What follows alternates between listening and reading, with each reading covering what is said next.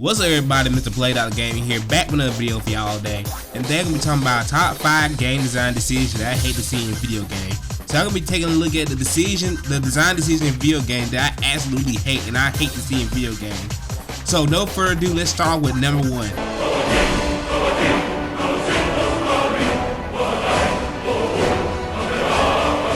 One bad game design developer loves to use in every single game, mostly RPGs and MMO. They like using fetch quests. Everybody know what fetch quest is. These type of quests usually have the player gathering a certain amount of material for an NPC or killing a certain amount of enemies over and over. The problem with this type of quest design is that these quests really don't add anything to the gameplay or the story of the game. Developers will use these type of quests to padding out the length of a game and nothing more. These quests are literally just busy work. These quests most of the time don't offer anything good. So they literally just there to waste your time.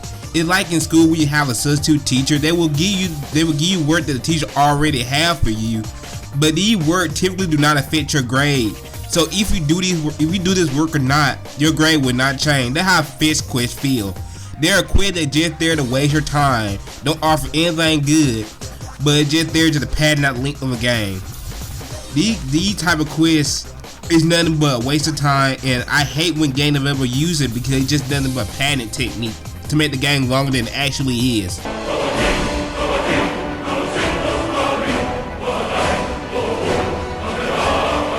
The second type of game design that I cannot stand are bullet sponge enemy. How long have you been playing a game where you encounter an enemy that simply just don't want to die? Like his health bar barely moves.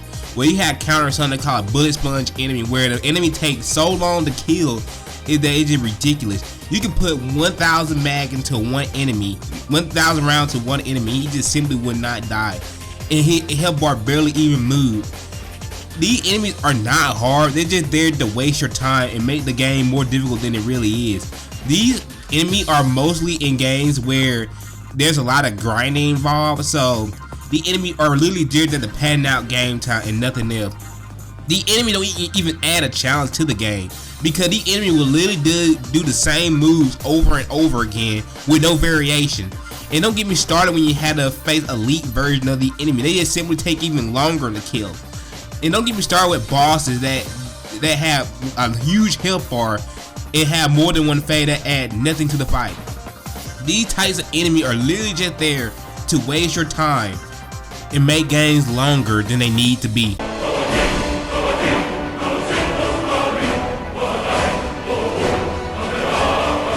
Third type of game design that I cannot stand is a meaningless open world. I cannot stand these type of game design where in the open world literally having you clear out the same bandit camps, having you do the same climbing tower to reveal more of the map, or having a lot of quests for you to do that adds nothing to the gameplay of the story. The open world is just there for you to waste time and just say, hey, we got a big open world with no substance. And most of the time, the open world is mostly lifeless and dead. Most open world games do not serve no purpose but to make the game longer than it actually is. And the quests are literally just there just to waste the player's time because the quests don't give you nothing good for the most part except meaningless stuff. So when it comes to open world games, you literally the biggest marketing point is that they got a big map. There's no substance to the open world, and there's no meaning in the open world except the open world just there just to pad out game time and just for a publisher to use as a marketing strategy. So open world games for the most part don't serve nothing but to make the game longer than it needs to be, pan the game out, and just make the game overall worse because of it.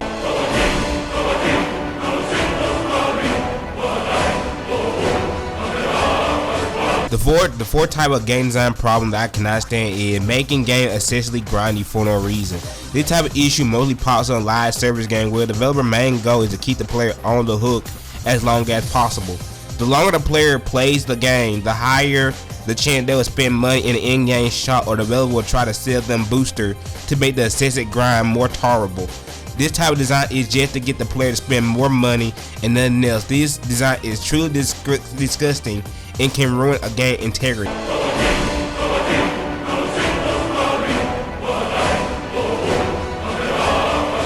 The final game design problem is unnecessary skill trees. This is the final issue that is hurting modern gaming today, and adding unnecessary skill tree just to say we got a skill tree. Now, skill tree is always not a bad thing. If done right, skill tree can help enhance the quality of a game.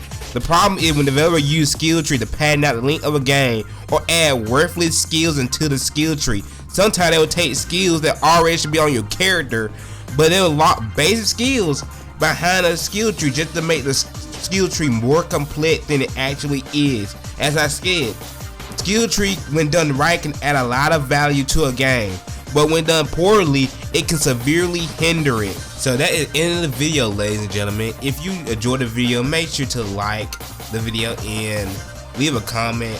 And yeah, I hope y'all have a night. I hope y'all enjoy the video. Y'all have a nice day. Mr. Play Doctor here. See y'all later. Peace.